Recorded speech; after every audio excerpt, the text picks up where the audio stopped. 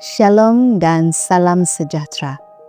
Bacaan Renungan Harian 6 Ogos 2026, Kamis. Tema, agar kita tidak lupa. Mari berdoa.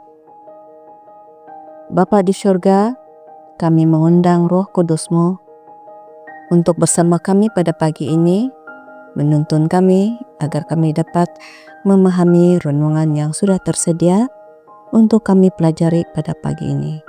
Dalam nama Yesus kami sudah berdoa. Amin. Tajuk bacaan, isu-isu baru, bagian 1.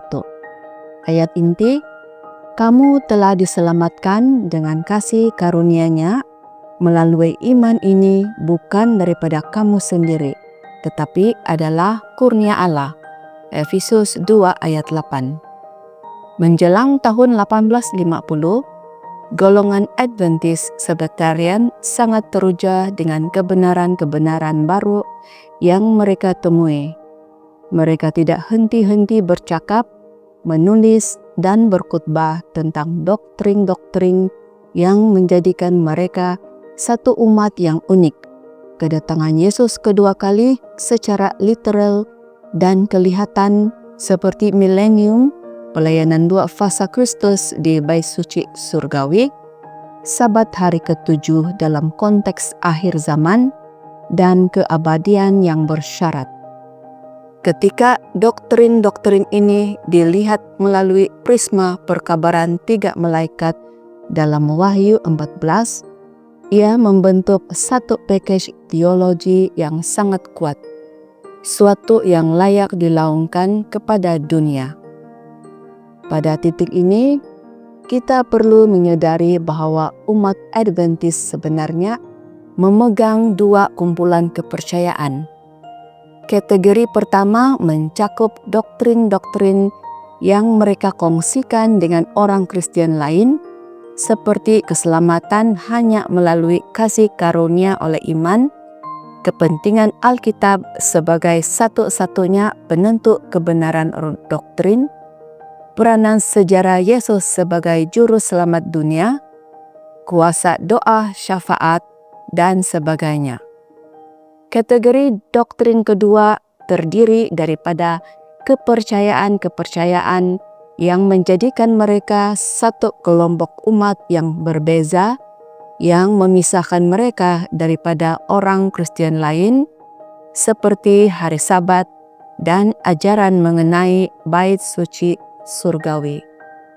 Oleh sebab Adventist pada abad ke-19 hidup dalam budaya yang sebahagian besarnya beragama Kristen, mereka cenderung untuk tidak terlalu menekankan perkara yang mereka kongsikan dengan orang Kristen yang lain.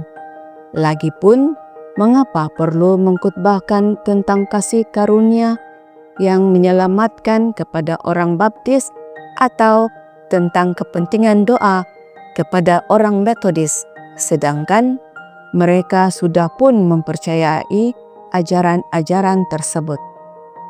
Perkara yang penting pada pandangan mereka ialah menyampaikan kebenaran-kebenaran Adventist yang unik, yang orang lain perlu dengar dan terima. Sebagai hasilnya, apabila mereka memasuki kampung atau bandar baru, mereka akan mencari tempat pertemuan yang terbaik, selalunya dewan sekolah, dan kemudian mencabar pendeta paling terkenal di kawasan itu untuk berdebat secara terbuka mengenai soalan seperti hari manakah sebenarnya hari Sabat, atau apa yang berlaku kepada seseorang semasa kematian. Saya ada satu soalan untuk Anda. Pernahkah Anda memikirkan tentang sistem kepercayaan Anda sendiri dan bagaimana semuanya saling berkaitan?